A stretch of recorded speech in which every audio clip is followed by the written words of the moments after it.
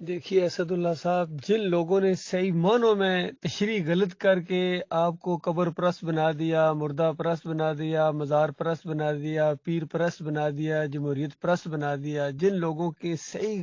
معنوں میں غلط تشریح کی وجہ سے ان کے اوپر جب ہم انگلی رکھتے ہیں تو آپ سیخ پا ہو جاتے ہیں، اور جب اللہ کی بات معنی مفہوم کے لحاظ سے سامنے لائی جا رہی ہے، ظاہری بات جب تشریح ہوتی ہے تو الفاظ تو مختلف ہوتے ہیں، بات جو بتائی جا رہی ہوتی ہے وہ یہ بتائی جا رہی ہے کہ یہ دنیاوی لحاظ سے کتنے پیشے اللہ تعالیٰ نے معیشت کے لیے رکھے ہیں، اس کو کاروبار نہ بناؤ، اس کو دین کمانے کا ذریعہ نہ بناؤ، بس یہ بات اتنی ہے۔ یہ بات آپ کی سمجھ میں نہیں آ رہی ہے تو وہاں بھی آپ نے مخالفت کی، جب ہم نے غلط تشریح کرنے والوں کی نشاندہی کی آپ نے وہاں مخالفت کی، اور یہاں جب صحیح بات آپ کے سامنے آ رہی ہے پھر آپ مخالفت کر رہے ہیں، تو آپ کے حصے میں یہ چیز آئی ہے۔ پرابلم یہ ہے، مسئلہ یہ ہے، آپ اللہ سے معافی مانگیں، کوئی تھوڑا بہت اللہ کی طرف جھکاؤ رکھیں اور اللہ سے دعائیں کریں۔ یہ بیچ میں انٹرول اسی وجہ سے آپ کو ملا تھا، تھوڑا سا آپ غور کریں۔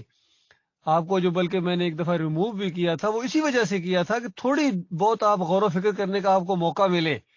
یہ جو معاوضہ رہے گی اس کیفیت ہو جاتی ہے نا، اس میں انسان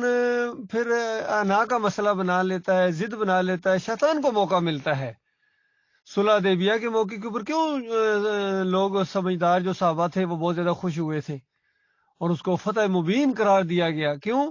کہ ایک معاہدہ ہو گیا، اب تھوڑا محاذہ رائی کسی کیفیت کم ہوئی ہے، اب ان لوگوں کو موقع ملے گا غور و فکر کرنے کا۔ تو آپ کو یہ غور و فکر کرنے کا تھوڑا سا موقع ملا، لیکن پھر وہی بات، یعنی اتنے دنوں بعد بھی آپ بولے ہیں تو حق کی مخالفت میں ہی بولے ہیں اور باطل کے حمایت میں ہی بولے ہیں،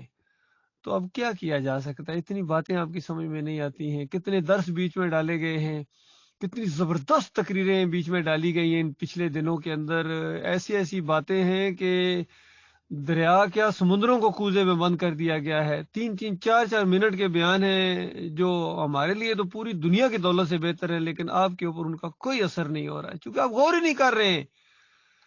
تو پھر اب کیا کیا جائے؟ پھر وہی بات ہے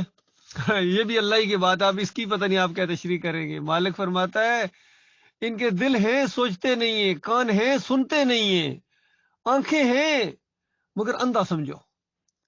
اور کہیں مالک فرماتا ہے سمجھاؤ یا نہ سمجھاؤ ان کے لیے بالکل برابر ہے، بالکل ایمان نہیں لائیں گے۔ اور کہیں مالک فرماتا ہے کتنے ہیں کہتے ہیں ہم اللہ کو مانتے ہیں،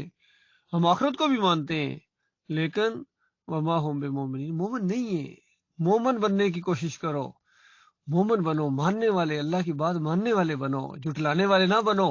اور جو مالک نے فرمایا نا اہل کتاب کو حالانکہ کہا تھا، آپ پھر کہیں گے کہ وہ تو ان کو کہا تھا، ان کو اسی وجہ سے کہا تھا وَلَا تَكُونُوا أَوَّلًا كَافِرٌ بِهِ، کہ تم اس کے پہلے کافر نہ بنو، تم نے دنیا والوں کے سامنے اس کو کیا پھیلانا ہے، اول کافر، پہلے کافر خود بن گئے ہو بھائی مانو، اس طرح ان کو کہا گیا تھا۔ تو بتائیے اب ہندوؤں سکھوں اور دوسروں کو ہم کیا یہ دعوت پیش کریں؟ اپنے مخالف بنے ہوئے ہیں،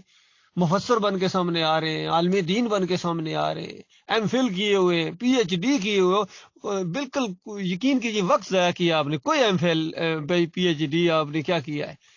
بالکل وقت ضائع کیا ہے، ذرا برابر بال برابر آپ کی سمجھ میں وہ چیز نہیں آ رہی۔ سادہ بات، اتنی جو کائنات کی سب سے زیادہ آسان اور سادہ ترین بات ہے وہ سمجھ نہیں آئی تو مشکل باتیں کیا آپ کی سمجھ میں آئیں گی؟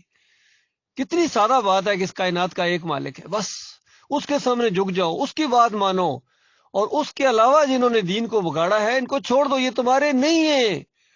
یہ قیامت کے دن بھی بیزاری کا اعلان کر دیں گے۔ ان کے بارے میں آپ کہو گے یا اللہ ان کو دوہری سزا دے، ان پر لعنت بھیج، بہت بڑی لعنت بھیج جنہوں نے یہ راستہ آپ کو دکھایا ہے،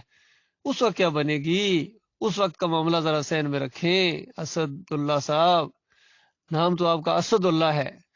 اللہ کا شیر، لیکن آپ تو شیطان کے حمایتی بنے ہوئے، کفر و شرک کے حمایتی اور رکھوالے بنے ہوئے۔